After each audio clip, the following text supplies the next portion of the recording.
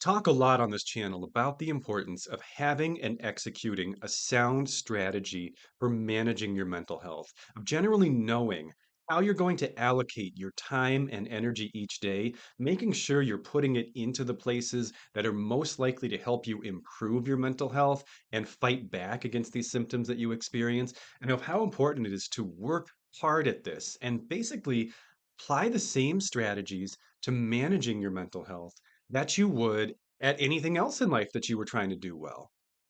And for the most part, I do believe in this message. I do believe that these are the strategies that get us in the best possible place that we're capable of being. However, I do know that there is one thing that makes the mental health journey very different from any other endeavor that you might undertake or any other goals that you might have for yourself. And that is that for many of us who are struggling with our mental health, we at times experience this feeling of complete and total apathy towards ourselves, our lives, our goals, and the plan doesn't seem to matter on those days or weeks or months or however long they last. You can have a perfect plan, and if you don't care if it works or not, you're not likely to execute the plan during that period of time. And these periods of time then are always going to represent these massive setbacks in our progress because there are times when we just couldn't make ourselves do anything, couldn't get going, couldn't get out of bed, couldn't help ourselves, couldn't ask for help. They just shut us down completely, or at least it seems like they would. I have been able, particularly in the last few years, to find a couple ways around this thing that I once thought was not solvable, not something that we could actually fight back against, something we just had to deal with and accept. Like when this happens, you're just going to stop. And I think that's the general consensus of most of the therapists I know too, is like that there's periods of time when people just can't, like when there's no way that they're going to be able to do anything. I don't know if I believe that is true anymore. I know that it is not true for me. And I want to be clear on this. I still experience those times. They don't last nearly as long as they used to. They don't happen nearly as frequently as they used to. But I have not found a way to completely rid myself of those what I call black hole periods. Those times when it feels like, what is the point of all this? What is the difference? Why bother putting in all this time, all this work, all this effort if sometimes it does nothing? If I can still wake up randomly and be like, I'm empty, I'm hollow, everything feels pointless. For most of my life, those periods of time have controlled me and they have dictated the course of my life. And even though they still happen and I don't yet know how to completely prevent them from happening, they don't control me anymore. In fact, if you've been following this channel for any length of time, you've probably seen me in one of those periods. And you probably didn't realize it because I probably looked the exact same as I normally do, for better or for worse. I don't know what that says about me. But today I'm going to teach you the two main strategies that I have learned in my own personal life that have helped me push through these periods of apathy and anhedonia and emptiness and numbness and stay on track with doing the things that I need to do. First, it's not funny, but I might laugh a little bit when I describe it because it is so ridiculous and counterintuitive, but also makes so much sense that I'm kind of amused that I never thought about it before. When we get this feeling of just complete and total emptiness and just this I don't care about anything attitude, we also have the option to apply the apathy to our apathy. In other words, you can choose to not care about the fact that you do not care. Call it apathyception if you'd like.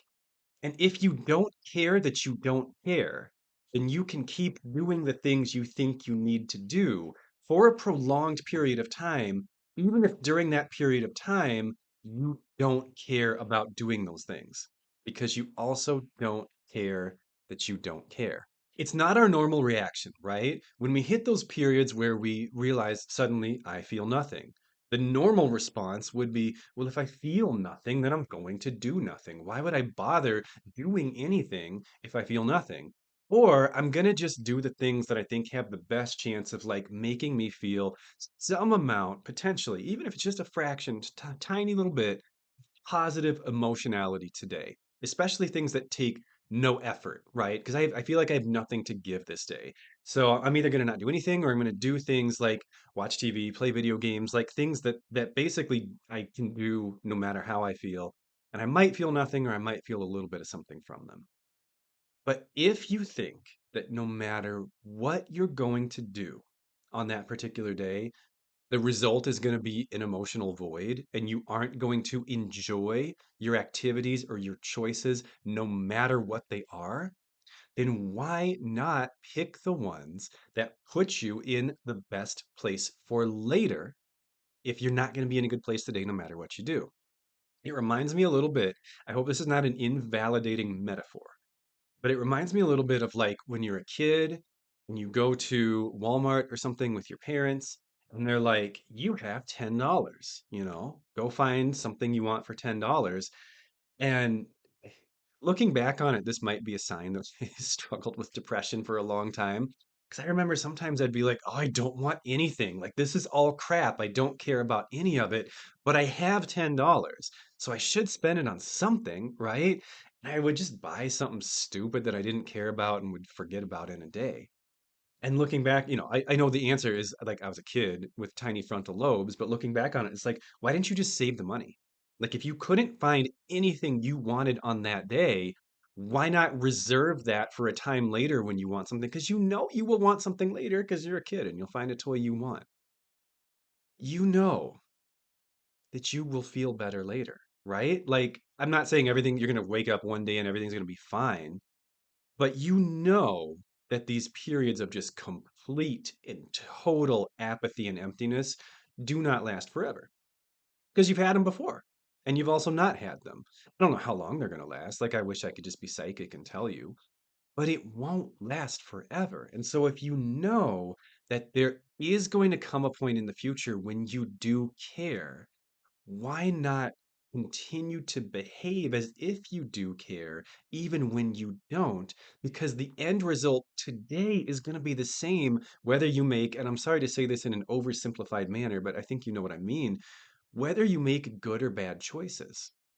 If you're gonna feel bad, even if you make, whether you make good choices or bad choices, doesn't it still make the most sense to make the so-called good choices? Because then when this episode eventually ends, you will not be in a massive lifestyle deficit that you have to claw your way out of to get back to the baseline that you were at in the first place. One other silly metaphor I have from this.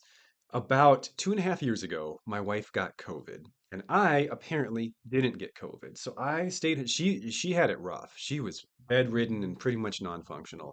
So I'm like, okay, I'll call home, I'll call in from work, I'll stay home with the kids and, keep them entertained and so you can rest. And there was one day I remember we went to a pizza place. I took the kids out to a pizza restaurant that we'd never been to before. And they were hungry and I wasn't. So I was just like sitting there watching them eat. And they are both just like raving about how good this pizza is. And I'm like, all right, fine. Let me try it. You guys aren't going to finish your pizza, I know.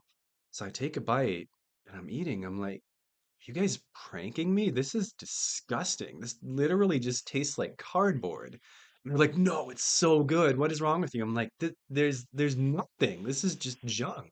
I didn't know what that meant right away, but then that night I was taking a shower and I was washing my hair and I was washing my body and I'm like, this is weird. I don't smell my shampoo. I don't smell my body wash. So I'd like put it right under my nose and I tried to smell it. I'm like, I don't smell anything. And then I'm like, oh, I have COVID. Because that was it was so weird. That was my only symptom was lack of taste, lack of smell. And for like a little bit, I was kind of doom and gloom. I'm like, my food is gonna taste like I couldn't taste anything. Everything just tasted like mush. So eating was miserable. It literally just was like untextured, unflavored gruel. It was awful. And at first I was like trying to make things that I thought I would like anyway, like maybe if it's really spicy or has a lot of salt. Nothing broke through. I could not taste anything. And after a full day trying to make the most delicious meals I could think of to try to break through this lack of taste, then I had this light bulb moment. I was like, everything tastes disgusting anyway. I should just eat the healthiest possible foods because normally, I'll be honest with you guys, I'm not a hypocrite because I tell you that the specifics of nutrition don't matter as much for mood and anxiety. I'm very serious about like eating my 3 meals a day and my couple snacks, but I suck at vegetables. I am so bad at them because I think they taste like garbage. And I realized if everything tastes like garbage anyway, this is my moment. This is my window for however long this symptom lasts. I'm gonna get my veggies in.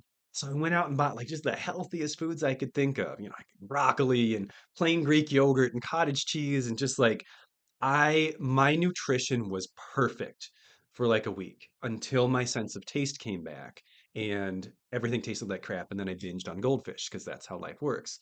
But I made the most of my lack of my ability to enjoy my food and therefore just did the optimal thing because it was the same. It felt the same.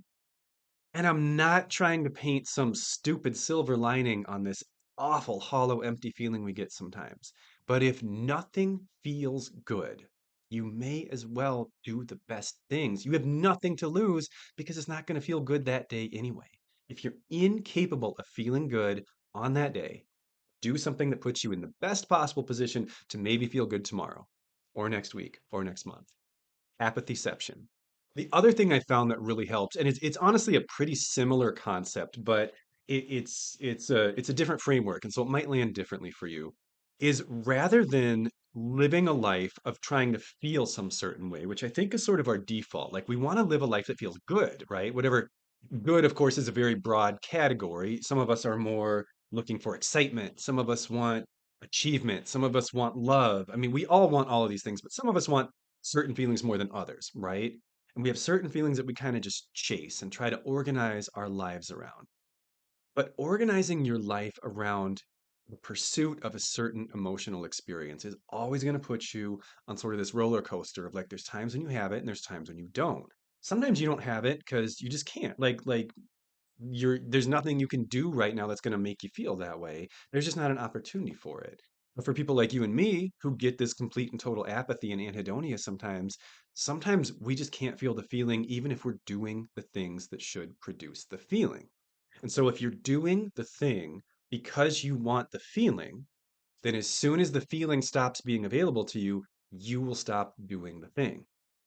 I have completely changed my goal setting framework for this because I have learned, and I'm not trying to villainize emotions. Emotions are important. Like I just made a content on that. I know. Like emotions are not the bad guy. And I mean that, and I still mean that today, just as much as I meant it a week ago. But emotions are fickle. Emotions are not consistent, especially if you have a cyclical mood disorder or an anxiety disorder. There's going to be times when you simply cannot trust your ability to feel the emotions you want to feel.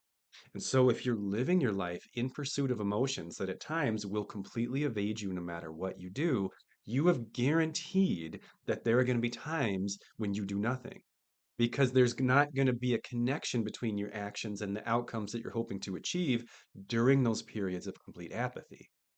So I have reorganized my entire internal goals from away from emotions and towards the actions themselves. I have committed myself to unchanging. Well, they're not completely unchanging because I do over long periods of time rethink, my lifestyle and the way I've structured my days and stuff. So it's not like set it and forget it for the rest of your life. Unchanging meaning it's not shackled to my emotional experience because that experience is a roller coaster. And if I live my life based on my emotions, my functioning will fluctuate dramatically because my emotions fluctuate dramatically.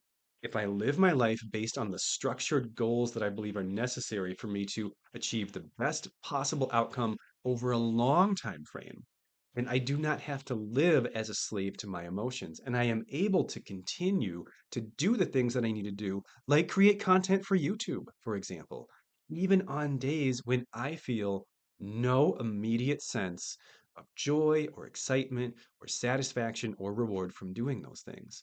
Because I've essentially decided, and I don't know. I don't know if it was that simple or if it wasn't. But I've essentially decided that I'm okay with the things I'm doing, not always producing the feelings that I want them to produce. And during those periods of time, like I don't panic about them anymore. I don't freak out about them. I'm not like, oh no, it's another one of these. This is going to ruin all the momentum I've built up, this is going to shut me down. It's more like, oh, it sucks. I really didn't want this right now. Like, I would really prefer to be enjoying my life right now. I would prefer to be feeling good. It looks like for some indeterminate period of time in the future, I'm not going to be able to have that. I really wish that were not true, but it is. And so I'm going to do the things that I think have the best possible chance of this being a relatively short blip on my radar. I'm going to continue to live the lifestyle that I think is going to get me out of this the quickest because I hate it and I'm really excited for it to be over so I can go back to being able to experience my emotions again. So some days I just say, screw feelings, focus on the action because my feelings change, but my goals really don't change, not on a daily basis anyway. And within this idea of goal setting, I have talked about this before on this channel, so this might be a little bit of review for some of you, but it's so relevant to this topic that it's worth reviewing. There are two types of goals that we can set: process goals and outcome goals. Process goals are the things we hope to achieve, and outcome goals are what we hope the things we achieve will produce or will do. So, for example, if I say that I have the goal of being happier in my life in general, that's an outcome goal because I can do things that should make me happier and not necessarily feel that way. If I have a goal of saving $10,000 this year and I set up the budget just right and I follow the budget and I do everything in a way that should have produced that outcome, and then we get an unexpected home repair that takes most of that $10,000 away, I have not saved $10,000, right? Maybe I'm left with $2,000, but I did everything right. And so I end up in that situation because the actions I took did not produce the outcome I had hoped they would produce. I end up feeling like a failure. I end up feeling like I screwed up because the outcome didn't happen, but the outcome is not completely within my control. And that's true of virtually any outcome in your life, whether it is internal or external. The outcomes you hope will happen are due to some combination of your own personal choices and actions and other people's choices and actions and random chance and the will of the world and whatever else, right? This is a very like philosophical tangent right now, I know. We are not in complete control of our lives. We're not. You are not, if you looked at your life like a research project and you said, the quality of my life and the things that happen in my life are the dependent variable, they are the outcome, they are the output. You are not the only independent variable. It is not a one-to-one. You can do everything right and still not get what you want sometimes. And it's not fair and it sucks, but you need to know it and you need to factor it in because if you don't, you will blame yourself every time that happens, even when it is not your fault. Many times it may not be not your, whoa. Many times it may not be your fault, or at least not entirely your fault. So if you can commit to setting process goals instead of outcomes, I want to go for a walk 5 days a week. I hope that going for a walk 5 days a week will improve my mood. But sometimes it won't. Sometimes I won't care that I went for a walk. Sometimes I will feel no sense of peace during the walk, no sense of accomplishment after having done it. But if I'm having one of those days, I would have felt no sense of peace or no sense of accomplishment anyway. So it's not like the walk was a bad idea or ruined my progress. Sometimes I just can't progress, but I want to keep doing the things. I want to stick with process goals, even when the outcome eludes me, because I have learned through experience, through trial and error, it'll come back. And when it comes back, I want to be ready for it. I want the day I am capable of feeling good again to be the day I feel good again. I do not want there to be a lag time where I am capable of feeling good again, but I'm not doing the things that would produce that feeling, because then it is my fault. And I know it's going to happen sometimes. I accept it. It's part of how I'm built. Don't know why I'm built that way, but I am. It's part of how I'm built that sometimes I just can't feel these things. But I want to make sure that I am not the reason ever again. Because for far too much of my life, I have been the reason. Not going to let that happen anymore. And these are the strategies I use to keep that monster at bay. I hope that they are helpful to you, and I hope that they work for you as well. Take care. I'll see you next time.